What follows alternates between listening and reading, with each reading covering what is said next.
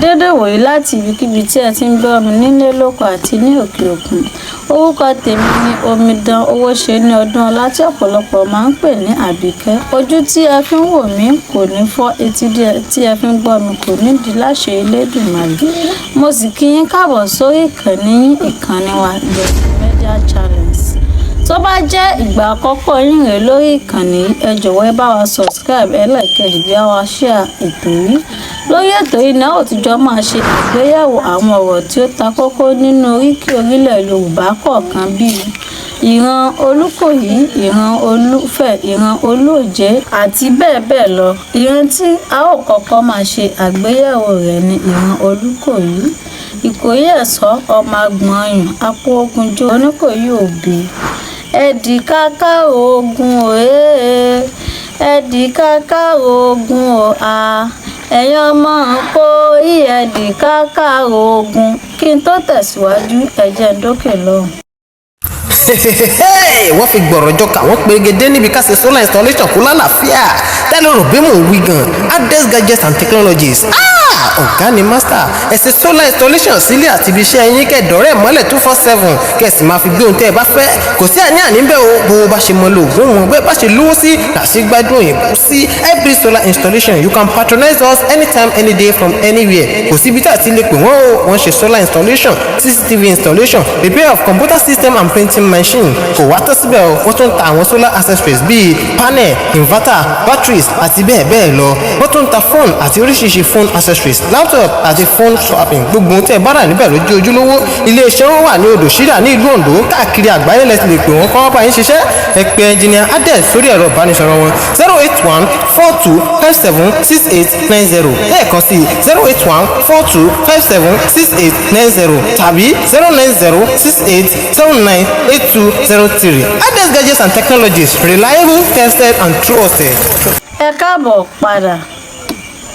Gẹ́gẹ́ bí a ṣe ń sọ lọ, tí wọ́n bá ń ki ìran Olúkòyí, wọn a máa ní Ìkòyí ẹ̀ṣọ́. Kí ni jẹ́ ẹ̀ṣọ́ gan-an?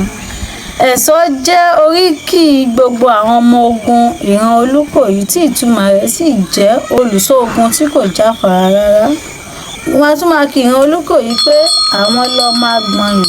Tí wọ́n bá ń sọ̀rọ̀ nípa Agbọ̀nyùn, a ó rí i pé ọ̀rọ̀ méjì ni wọ́n kó sínú gbólóhùn yìí. Ọ̀rọ̀ àkọ́kọ́ agbọ̀n, ọ̀rọ̀ kejì ni iyùn. Kí wá ni à ń pè ní agbọ̀n? Agbọ̀n ni ohun tí wọ́n fi imọ̀ ọ̀pẹ ṣe. Imọ̀ ọ̀pẹ náà ni a mọ̀ sí ewé ọ̀pẹ. Wọ́n á tún máa pe agbọ̀n ní apẹ̀rẹ̀ ní agbègbè kọ̀ọ̀kan ní ilẹ̀ Yorùbá.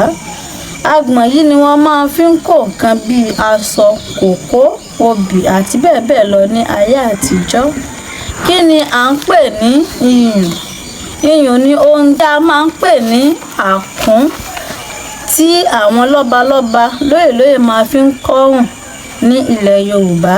Ní ayé òde òní, àwọn ọba ìjòyè, àwọn olówó, àwọn akéwì náà máa ń lo àkún tí a mọ̀ sí iyùn, wọ́n á sì máa fi ṣoge. Kí wá ni agbọ̀nyùn? Agbọ̀nyùn ni agbọ̀n tí iyùn wà ní inú rẹ̀ tàbí agbọ̀n tí a kó iyùn sí nínú. Ohun tí ó fa oríkì yìí ni pé àwọn ìran Olúkòyí fẹ́ràn iyùn lọ́pọ̀lọpọ̀. Nínú oríkì ìran Olúkòyí, wọn a tún máa kì wọ́n pé àwọn lọmọ wáwá kan là ń kọ́ba, wàwà kan là ń kọ́ba. Kí ni ìtumọ̀ wáwá? Kí ni ìtumọ̀ wàwà? Ẹ jẹ́ ń sẹ́nu. Ọ̀ràn yìí ìtumọ̀ kan náà ni wọ́n a máa lo wáwá àti wàrà gẹ́gẹ́ bí ìfọ̀rọ̀dárà. Bí ẹ ti mọ̀ wípé jagunjagun ni àwọn ìran Olúkòyí, ìwà akíkanjú kò jọ wọ́n lójú rárá.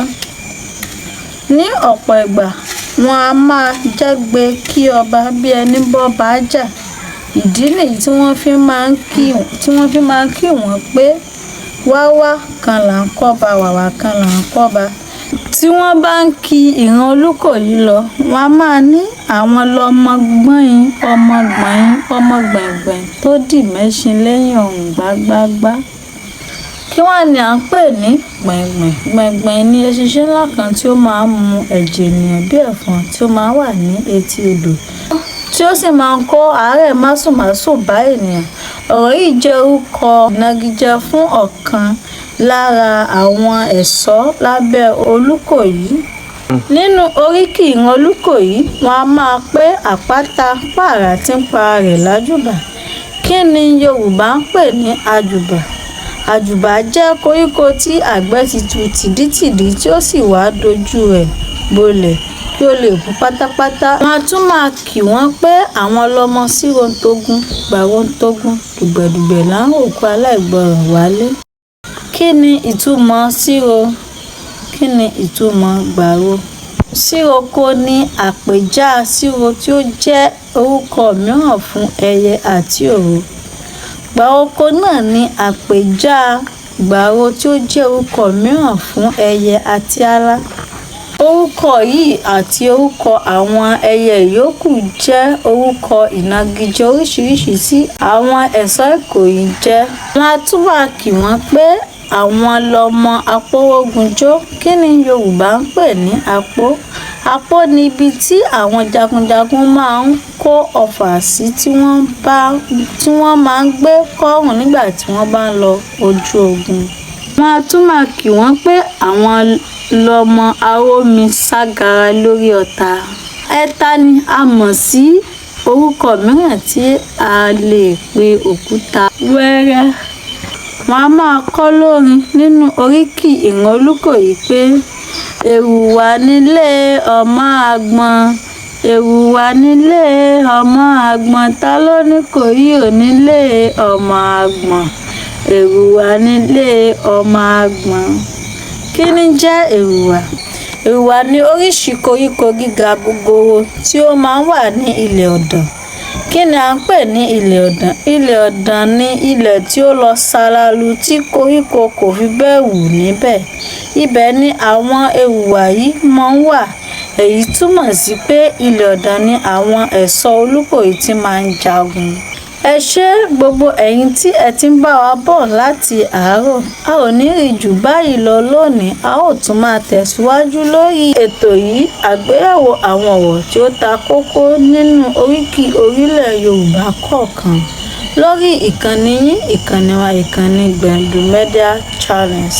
Tó bá di ọ̀hún lónìí, a ó tún máa pàdé kó tó di ìgbà náà. Aburú ò ní ṣe yín, aburú ò ní ṣe mí, aburú kò ní ṣe ẹnìkọ̀ọ̀kan nínú wa.